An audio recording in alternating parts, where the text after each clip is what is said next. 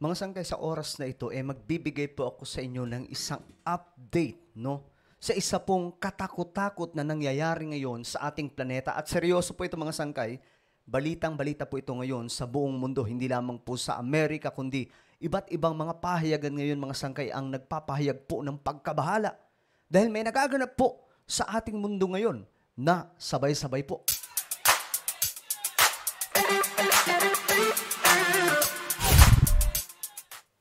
Magandang oras po sa lahat ng ating mga kababayan, sa lahat ng mga nanonood ngayon, mga sangkay. At ito nga, no, magbibigay lamang po ako ng update ngayon regarding po mga sangkay sa nangyayari sa ating planeta na ngayon ay balitang-balita. Ayon po kasi sa report, mga sangkay, maraming mga bansa ngayon ang nakakaranas ng isang katakot-takot at nakakakilabot po na init ng panahon. So ano ang nangyayari mga sangkay? Marahil kung ikaw ay nanonood lagi dito sa ating channel, ikaw po ay aware kung bakit ito nangyayari.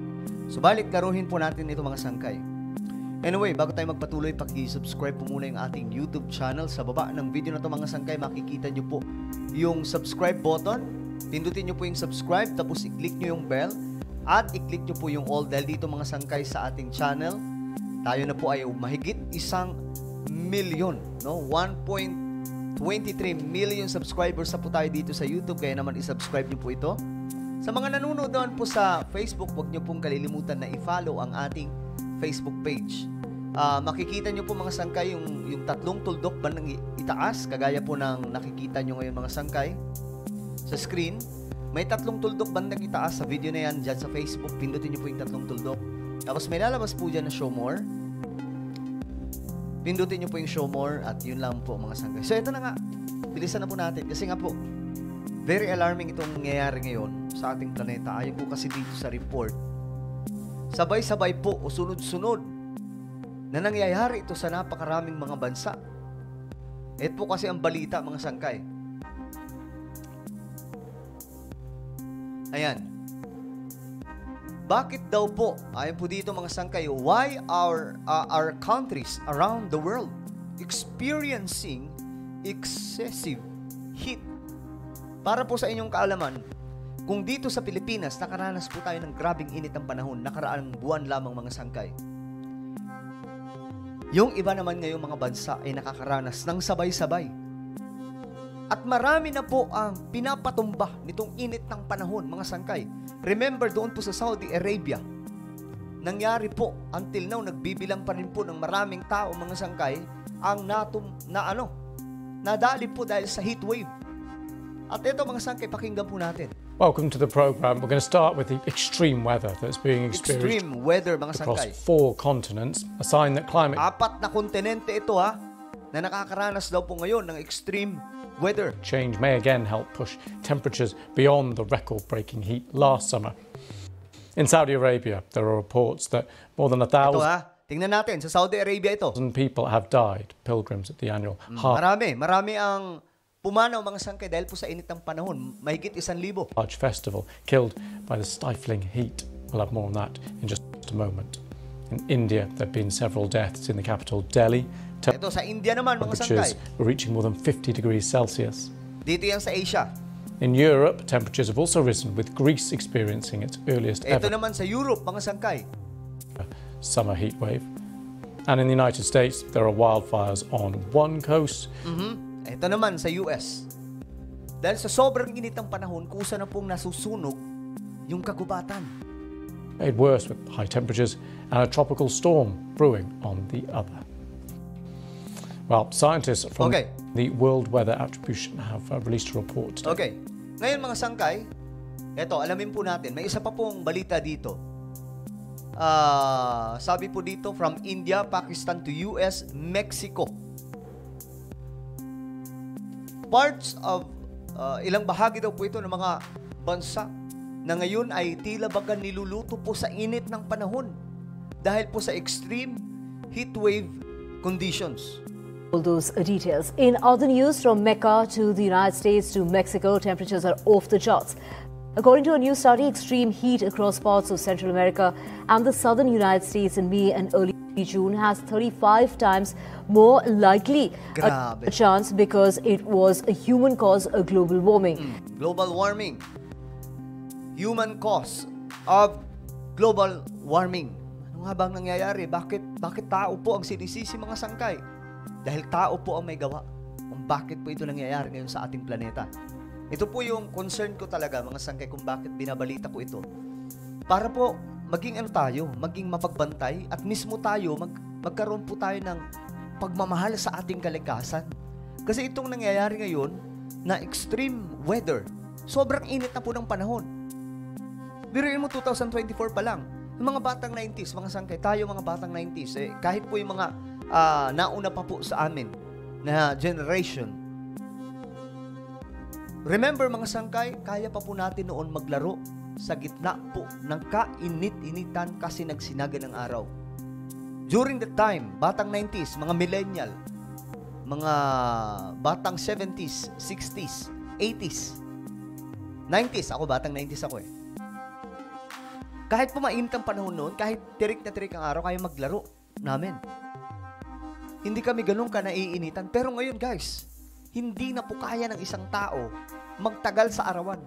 Ganyan po ka-extreme yung init.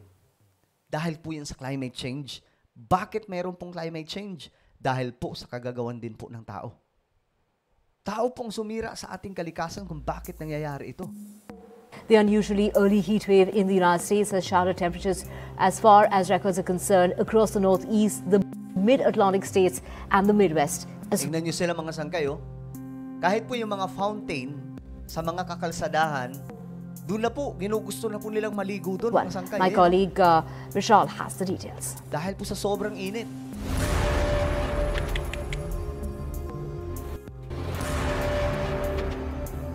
Grabe, sa India. Marami na rin po ang pumanaw dahil po sa init ng panahon. From India and Pakistan to the US and Mexico, Oh my goodness. the heat wave is not sparing anyone. May was the Earth's 12th consecutive month of record-breaking temperatures. The global average temperature for May 2024 is 1.52 degrees Celsius, up Ayan severe heat wave across the globe. Dito sa Pilipinas, mga sangkay, marami din po ang pinatumban nitong heat wave. Tandaan po natin, marami po ang na-heat stroke, di ba? So very alarming po talaga mga sangkay. above the estimated average for May during the pre-industrial period of 1850 to 1900, highlighting the long-term impact of global warming. Yan. Global warming, climate change, ito na po yun. We are facing the devastating events, mga sangkay, catastrophic events, na ngayon, ito pa lamang po ay pasimula. Wala pa po tayo sa 2030. 2024 pa lang. Pagdating ng 2030, ano na po ang mangyayari sa ating mundo? Grabe, mga sangkay. According to reports, India's severe heat wave this summer is suspected to have killed at least 100 people and made tens of thousands ill. Grabe. India po yan. The chokehold of heat wave is slowly tightening in the US as Ito, it northeastern US. covers the Midwest and northeastern part of the country. So, iba-iba yung kontinente ito, mga sangkay, ha? Officials in the US warn that the high temperatures could prove deadly. About 80 million people in the US are facing an excessive heat warning at the moment. Grabe. 18 million na mga tao ang umaharap ngayon sa isang katakot-takot po na heat warning. So when you do get a heat wave, what it does to the atmosphere is it makes the air expand. So when the air expands, it creates a dome, which is why you call it a heat dome when you happen to have a heat wave. So there's a big area of high pressure that's bulged outwards, forming a dome. That's all that means when you're calling it a heat dome. Okay, mga sangkay, ito po yung ganap ngayon sa ating planeta na dapat po maintindihan ng mga tao na itong nararanasan dahil po sa climate change ay gawa din po ng mga taong wala pong pag-aalala sa ating kalikasan. At ngayon, mga sangkay, ito po ay pasimula pa lamang. By 2030, marami na daw po ang mag-uumpisang lumubog na mga syudad sa buong mundo. At dito sa Pilipinas, isa sa mga syudad na yan ay ang Manila City. Dahil po tataas daw po ang sea water level.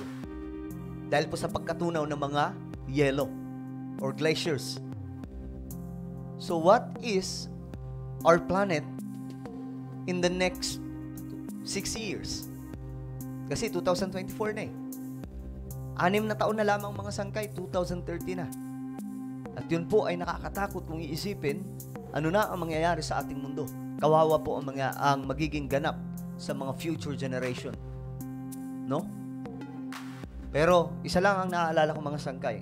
We have to be reminded na itong lahat ng nangyayari mga sangkay ay nakabase po sa kung anong sinasabi ng Word of God, ng salita ng Diyos.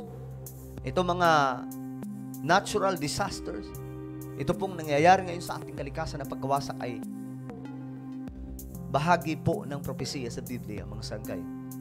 That is why we have to serve God. Ngayon pa lamang, mga sangkay, ayusin na po natin yung relationship natin kay Lord. No? Paglingkuran po natin siya.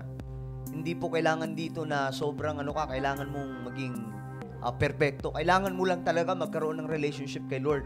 Na just in case mangyari man po itong mga events na ito. Kasi paparating at paparating po talaga tayo dun. At least, ligtas po ang ating kaluluwa. No? So ano po ang inyong komento tungkol po dito? Just comment down below. Medyo nakakilabot, no? Pero wala, ito po ay totoong nangyayari mga sangkay. Guys, meron po akong isang YouTube channel. Ito po ay Sangkay Janjan Daily. Dito po ako nag-upload mga sangkay ng mga video patungkol po sa ganap ng buhay ko, mga vlogs natin. Nakakatuwang mga video mayroon dito. Kaya naman, isubscribe nyo po ito. Hanapin nyo po sa YouTube. Click the subscribe, click the bell, and click all. Ako na po ay magpapaalam. Mag-iingat po ang lahat. God bless everyone.